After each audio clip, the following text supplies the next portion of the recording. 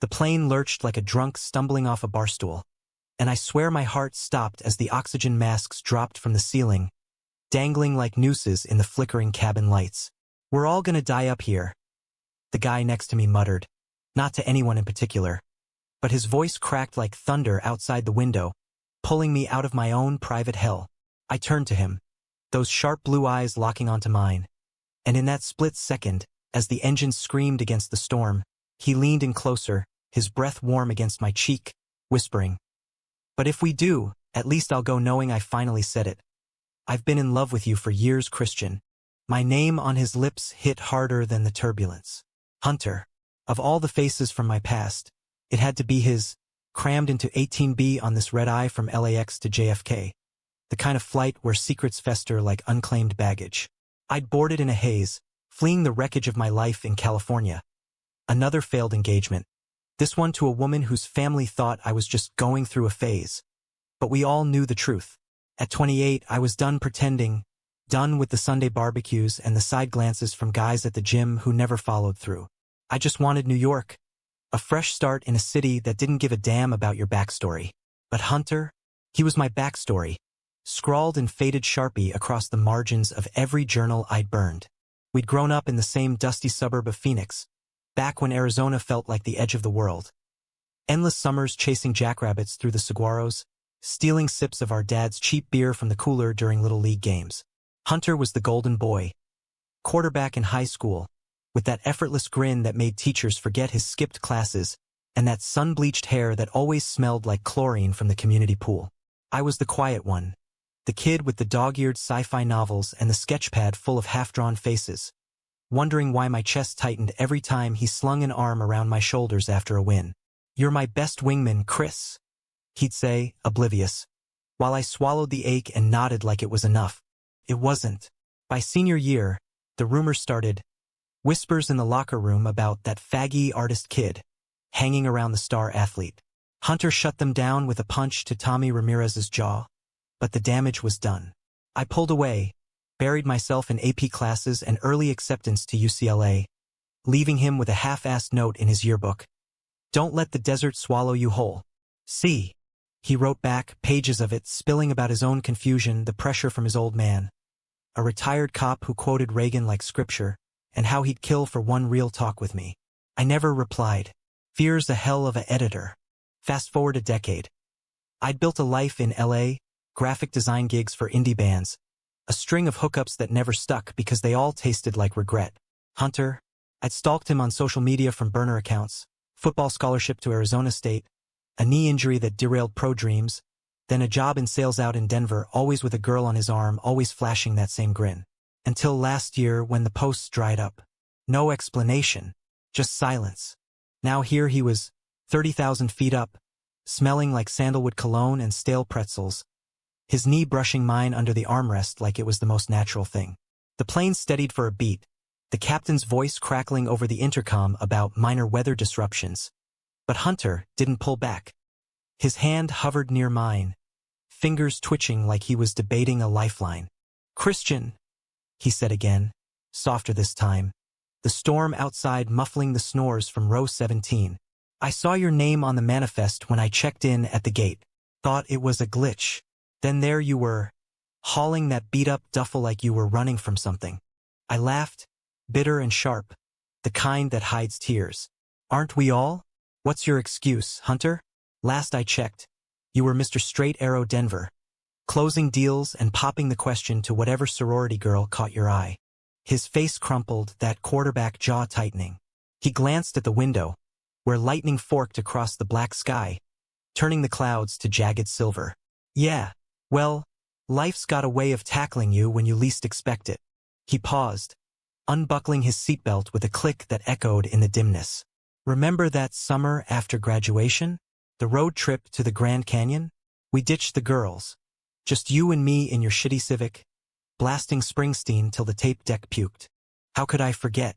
For days of red rock and stolen glances, the way his laugh lit up the dashboard at midnight. We'd parked on a overlook, stars thick as buckshot overhead, and he'd confessed, slurred, half-drunk on warm Budweiser, that he didn't know what he wanted, but it scared him. I could have kissed him then, ended the charade. Instead, I chickened out, mumbled something about bros before hoes, and drove home in silence. I remember, I whispered, my throat tight. The plane dipped again, and I gripped the armrest, nails digging into vinyl. Hunter's hand covered mine, warm, calloused from whatever desk job had replaced the gridiron. And for the first time in years, I didn't flinch. We talked then, words tumbling out like the rain lashing the fuselage. He told me about the fiancée, Emily, sweet, stable, the kind of girl who baked pies for church fundraisers. The wedding was 6 months out when he woke up one night, her head on his chest, and realized he couldn't breathe. Not because of her, but because of the lie. He'd come out to his folks over Thanksgiving turkey. His dad walked out mid-meal, hasn't spoken since. Emily? She slapped him, called him confused, and that was that. Denver became a ghost town overnight. He was headed to New York too, job interview at some ad agency, starting over like me. You're braver than I ever was, I said, our fingers lacing under the shared armrest, hidden from the flight attendant's prying eyes. The cabin lights dimmed for the overnight stretch, casting us in a cocoon of blue glow and whispered confessions. Hunter's thumb traced circles on my knuckle, and damn if it didn't feel like coming home after a lifetime of wrong turns. By hour 3, the storm had us white-knuckled, the plane bucking like a Mustang on meth. A kid too rose up wailed, and some businessman in a rumpled suit started praying in Spanish. Hunter leaned in again, his forehead almost touching mine, breath sinking with the whoosh of recycled air. If this bird goes down, he murmured, eyes fierce in the half-light. Promise me one thing, no more running. From us. My chest cracked open, spilling all the what-ifs I'd hoarded like bad debt. Hunter, The words died as the plane banked hard, a scream ripping from the galley. Alarms blared, low fuel warning, or maybe just my pulse. And in the chaos, Hunter's phone buzzed in his pocket, insistent as a hornet.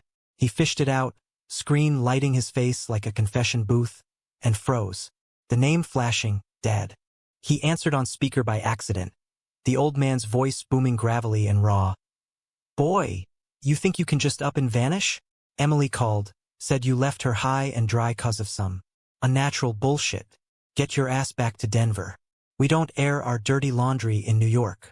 The cabin fell silent around us, or maybe it was just my world narrowing to that betrayal. Hunter's dad, the man who taught us to throw spirals and tie bowlines, spewing venom like it was 1985.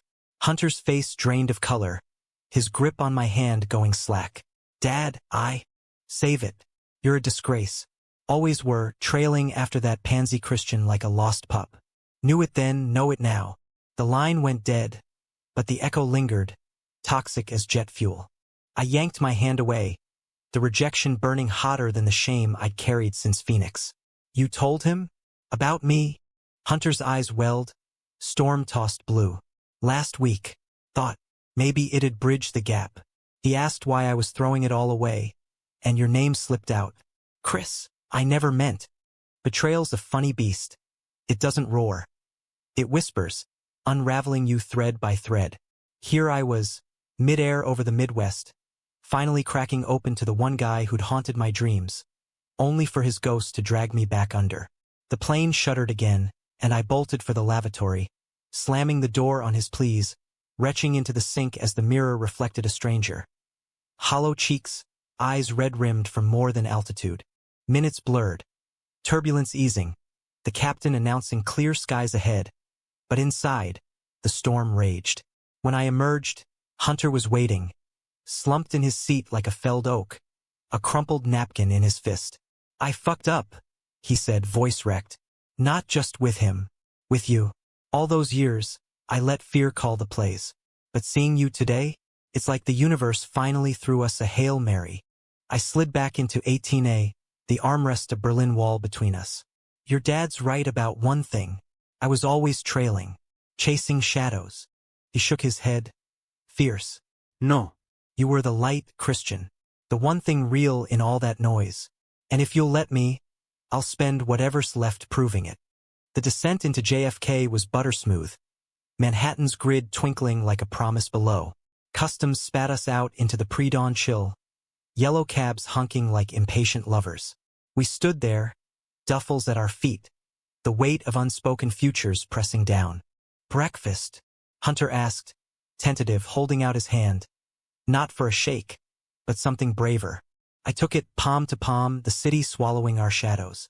Maybe it was the jet lag or the miracle of survival, but in that grip, I felt the first stirrings of forgiveness. Not just for him, but for the kid in Phoenix who'd silenced his own heart. New York wasn't a finish line. It was halftime, with room for fumbles and glory runs alike. We grabbed greasy eggs at a 24-hour diner on 8th, trading stories till the sun cracked the skyline. His failed pitches in Denver, my botched proposal in LA, laughter crept in, tentative as dawn, and by the time we parted for our interviews, his at noon, mine at 2. His number burned in my phone like a talisman. It's been 6 months now. Hunter landed the gig. I did too. We share a walk-up in Brooklyn, the kind with creaky stairs and a fire escape that rattles in the wind. His dad's still a ghost. No calls, no cards, but Hunter's learning to grieve that loss without apology. And me? I'm drawing again, faces this time. His, mostly, in the quiet hours before he wakes. Love isn't a straight shot from gate to runway.